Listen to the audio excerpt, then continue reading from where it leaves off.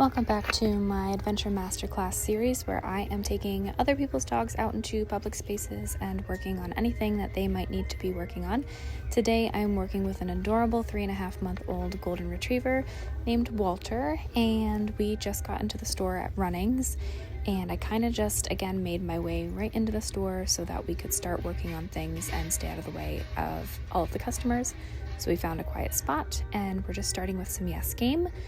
So I am keeping my feet still and allowing him to sniff and explore the area, but not allowing him to take my feet anywhere. And when he looks at me, I'm just going to say yes and then give him a treat. Here I'm just admiring him because look at how majestic he is, look at how stinking cute he is, and he is just ready to work and do whatever he needs to do to go and get a treat. So I start to add some movement. That kind of tells me he's ready for the next level, so I add some movement. I walk forward. When he forgets about me, I back up, invite him towards me, and say yes and drop a treat. And I don't expect him to not look at the things that are in the store. This is a very interesting new place for him. So it's okay if he wants to look around, if he wants to check this thing out or check that thing out. We are just working on a skill of after you're done kind of checking things out, don't forget that I'm here too, and just kind of pay attention to where I'm going. So if I move forward, make sure you're ready to move along. If I move backwards, make sure you're ready to connect. At this point in training, I'm not too worried about what side of me he's on or if he's walking next to me. I'm just worried about if he can find me after he gets distracted and if I move my feet around. So here, he's just kind of off in his own world, and I'm just asking him to come back and find me by moving my feet away from him. When I come to these stores, I know that this is not a dog training store. This is Runnings. This is where people are coming to shop and run errands and things like that. So I am always trying to stay out of the way of people who are shopping. So I'm always having my head on a swivel, while also trying to make sure that he's seeing people without running up to every single person that he sees or greeting every single person he sees. So my priority is always to stay out of the way of people who are shopping. I am a huge fan of Runnings. I spend so much money there, but when I bring a dog in, I usually am just training, and then I come back and I do my shopping either after or a different day. So this is what all of that looks like from this perspective. I'm basically letting him forget about me and then backing up, letting the leash go a little tight, and then inviting him towards me. So I walk forward, let him go ahead of me, let him forget, and then back up, and yes, and treat. Now sometimes Walter gets stuck at the end of the leash like this, where he just kind of can't see me and he's just hanging on the end of it. That is where I start to move back. I yes when he looks at me, and probably get some more distance from whatever he's too distracted about. So in this case, somebody I think saw him and was baby talking him, which is, I don't expect them to not do that. He's adorable. So I just try to get a little bit more distance. I smile and try to wave at the person if I can and just, nod and say thank you. But I also try to show that we're working on him just noticing people and still being able to connect with the person on the end of the leash. So that's basically all the same techniques of just backing up and yesing when he looks at me. If he's really struggling, we're really just trying to get distance from the distraction. And usually for him, it's just people. He is such a people person. He would love to just run up and greet you and just crawl up onto your shoulders and just live there forever. However, one of the owner's goals is for Walter to go on to do therapy work. So we are working on a nice, calm approach to going up to people and to just start to notice people rather than to run up and get super excited and forget about the handler or the person on the other end of the leash. So this is what all of that looks like from this perspective, though I have started to move more towards doing some figure eights and just bringing him behind me. I still use a bunch of treats with puppies, but here I am just kind of showing him, hey, I need you to be behind me, and if you get out in front of me, I'm going to invite you back behind me, using a couple treats and also some space and movement as the reward. Puppies like to chase, they like to follow energy. So if he makes a really good decision, I can reward with a little bit of faster movement with my feet. Now here he says, I want to go over to this side, and I'm just going to start to guide him back over to the left side and show him that the leash pressure means something. In that moment, I also brought the leash parallel to the ground because it's so much easier for dogs to follow that leash when they are parallel to the ground rather than pulling up. So here he sees somebody and he'd like to go say hello. We're just going to go back into invitation. That is a lot of what we spent this time together on, is just backing up and inviting, because I noticed he felt just slightly dull to the leash, where he felt that tight leash and then he just kind of leaned into it and hugged it. So here today during our session, I'm just doing a lot of invitation and getting him sensitive and soft like that. That was really good. So I gave him a little extra praise for that one because he felt that nice, tiny, soft leash pressure, and he immediately turned and came back and looked at me, and that is what we want, because at the beginning of the session he's a little dull like this where it takes him a little bit to think about it, but here I saw him make a really good decision again, with very light leash pressure. And I just want him to open his brain up to tight leash means he needs to connect and he needs to be sensitive to it, rather than feeling that tight leash and then continuing to hang on the end of it. So here he's doing some really good ones, and I'm even pausing to give him that moment to think about, like, hey, there's a tight leash. What do I have to do? What are my next steps? And he's starting to make some really good decisions here. He's hanging on it. So I'm just going to hold, maybe add a couple more steps back, and then yes, and treat when he looks at me.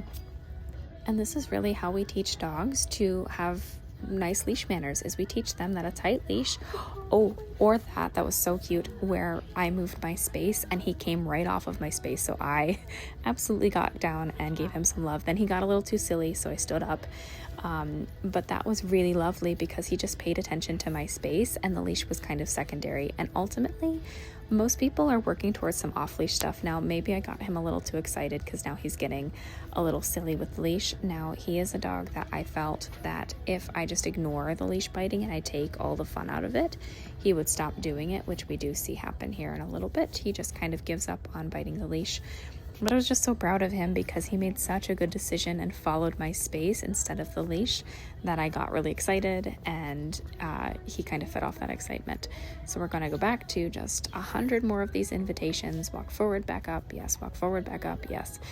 He gets a little frustrated. I just kind of take all of that tension out of the leash so the leash biting is less fun. Now I'm going to give him some calm pets because we needed to calm our bodies down. I also moved my hair out of the way to kind of help him out. I'm even going to ask him for a calm, quiet sit. Now, Walter has done my puppy class. He knows that a leash pressure straight up is a calm, quiet sit. So we're going to rely on a little bit of that.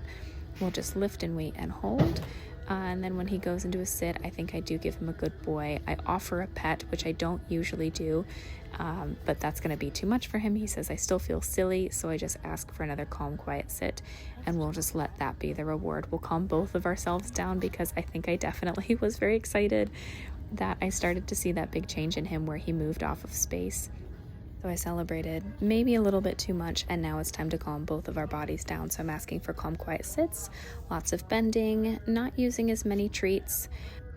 So we are just going to try some calm petting and see if that settles him a little bit, settles both of us down. Just because I'm interacting with him physically doesn't mean that he has to jump up and get too excited. I want to reiterate to him that, like, we can hang out and you can receive pets, but you just have to be a little bit calm for it. Then we are going to move into a different section of the store. So as we move into a different section of the store, he kind of goes back to that old pattern of just hanging off the end of the leash and kind of forgetting all that sensitivity that we just worked on building. So this is where I'm doing some figure eights where I let him go out ahead of me a little bit, and then I back up and bring him behind me. So here I back up, bring him behind me. There we go. I like that he's connecting, and then I even go into a little scoop up, so I turn around and go the other way. Actually, I really love that he did that full body shake. That told me that he was thinking, he was calming down. Here's another figure eight because I thought he was kind of hanging on me a bit too much. Now, he's not connecting as much as I'd like him to, but at least he is not hanging on the end of the leash. That is the most important part of this. When that leash goes tight, I don't want to allow any more forward motion. Otherwise, he becomes dull to that leash pressure, and we end up with a dog who's just hanging on the end of the leash. So we found another quiet aisle that we could kind of hang out in and be out of the way. And we're going to do a lot more of the invitations, a lot more of those figure eights. It's the same stuff we were doing in the other aisle. In just a little bit, Walter is going to pick something off the ground that he shouldn't have.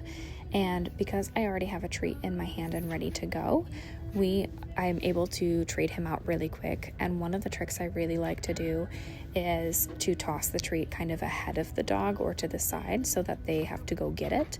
So here he's got the thing, I have a treat in my hand, I take the thing and then I drop the treat somewhere else and toss the mystery item to the side and then make sure I'm moving away from him very quickly. But I always want a drop it or a leave it command to come with a treat. Oh, that was lovely. Now we've got the sensitivity back.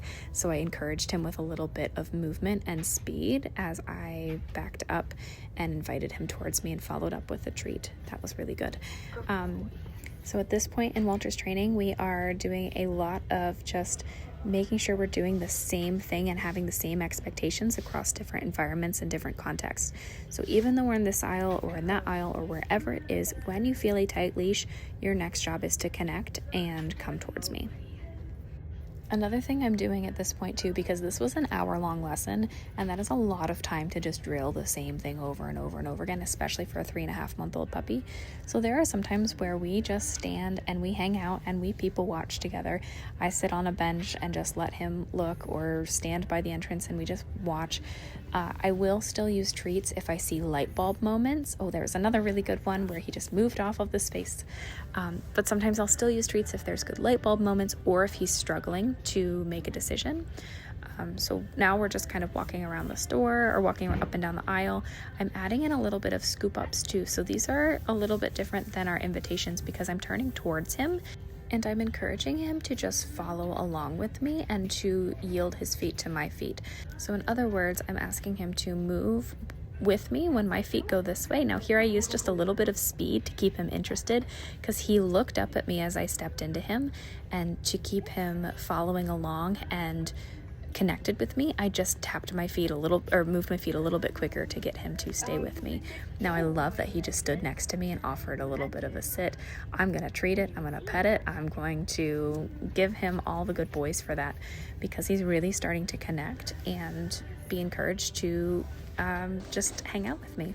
So we're going to move aisles again. Because he's doing so well, I'm going to offer him a little bit more of a sniff break. If he finds something that's really interesting, I'm going to let him sniff a little bit. Now, as a puppy, this is a totally normal and acceptable behavior because he is 3.5 months old. He's such a baby, and there's so many new things to him, so it's okay to allow him to stop and sniff a little bit. This is not some military boot camp for him to just be on his best behavior and just paying attention to me at all times. I want him to be able to connect if needed, but I also want him to feel comfortable and curious about the world. And of course, I cannot go to a Home Depot or a Runnings or a Tractor Supply without getting a dog on top of something. So we're going to try our luck at getting all 4 feet onto this shelf. I'm going to let you mostly just watch what happens here and not voice over a ton. But basically, I use almost no leash to get dogs up on top of things. I use pretty much only and exclusively treats. Sometimes I will use a little bit of supportive leash pressure, but with puppies and especially treat motivated dogs, it's just about using a lot of treats. So I'm not going to voice over as much in this section, especially because there's somebody who comes up to the end of the aisle and strikes up a conversation. So I want to let you see how I handle continuing training while also being polite to somebody who probably wants to pet Walter. Hiya. How you doing? Good, how are you? Good. Just a puppy? Yeah, he's in training today. He's gonna be a therapy dog someday, so he's working on his social skills today. Perfect. Yeah. We just lost our girl. Oh, I'm so sorry. Come here, Mom. Yes. Good job. Yep, and she was his comfort dog, you know. Oh. Yeah, that's tough. We lost one of ours over the summer, and it's not easy. It's not. Yeah. They're just family members. Come on, bud. But her liver was failing, you know what I mean? Oh, It's time, you know. poor girl. Yeah. What's her name? This is Walter. Walter. Yep. Do you raise them all the time? I'm a trainer, so he's not mine. Okay. But I just have him in training for today. We just decided we'd take a trip to Runnings to help with moving him around all over. Yeah. Come here. Come on up. That's it. Good boy. Keep that mask put up. Nope. Okay. Listen.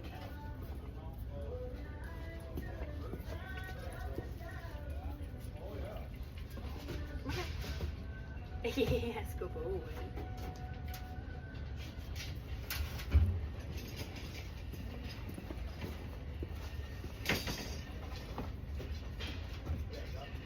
All the way up. All the way up, buddy.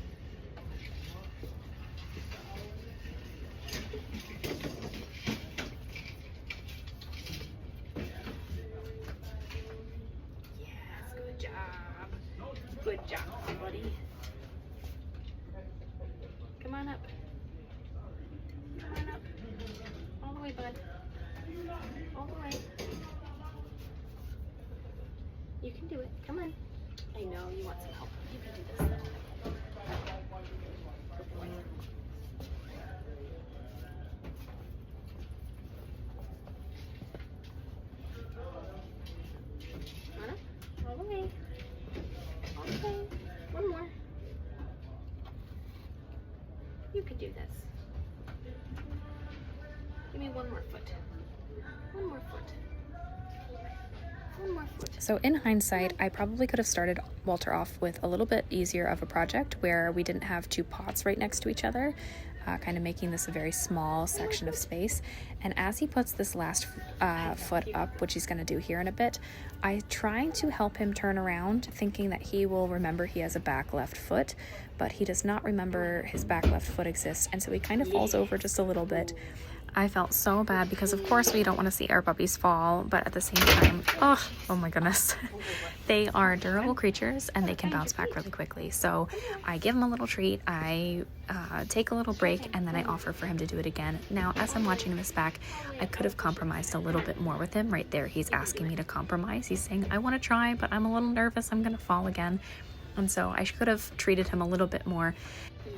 One thing I really like to do as I'm teaching these kinds of confidence skills is to have the dog try it for a little bit and then take a break.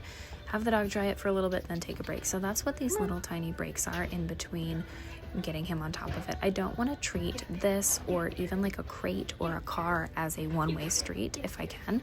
I want to help the dog feel comfortable to get up on top of it. Now here you can see he says, I've had enough, and I take his cue here. I should have taken it a few minutes ago, but I took it there to say, okay, let's go try another project, but let's increase your ability to understand where your feet are, because clearly that's something that all puppies need. So we find this empty pallet here, and I just start with putting treats out on them, and he can experiment however he'd like to go get those treats. There's almost no leash pressure involved in this kind of exercise because I just want him to have the space and the time to really think about what he's doing and where his legs are going. And I definitely could have taken a break from the shelf activity way sooner, and probably should have, to keep him successful. So when he first got up on top of all of it, that's when I probably should have moved away from it to go to something like this, an activity where he could work a little bit of a different part of his brain. But I absolutely just love this activity for him, and you can watch him gain the confidence with this activity in just the short time that we're working on it. So you see him go from pretty cautious about it to like almost not caring if his feet are falling through it or where his nose is, and kind of finding treats that have fallen in between the cracks. But I just absolutely love these activities for dogs who need a little bit more help learning about where their body is in space. And I just love to see the improvements in their confidence that happen when dogs really start to master activities like this. So since he's mastered the palette so quickly and so confidently, I'm gonna go back over and try another shelf, but I'm gonna try a more open shelf, and I'm gonna use my body to help him kind of just like walk on top of it and then walk off of it, so that way he doesn't have to back off of it or to turn around or anything like that. He can just walk forward and onto the shelf, and then he can come off the other side. So my body's kind of blocking him from turning around and coming back off of it the other way, and he did that beautifully. So we are going to leave it at that. We're going to end on a good note with the shelf because we drilled it for so long earlier. So we're just going to do the one and done and move on to our final project at the store. So for our last project, we are just going to hang out by the cashier's desk and by the entrance so we can just watch people walk by and not necessarily say hello to everybody, just like we did at the beginning. We're just kind of here to observe and watch the world happen. So we're gonna go back to a lot of yes game, a lot of invitation, and just kind of keep his body nice and calm, and also work on not tasting things that should not be tasted.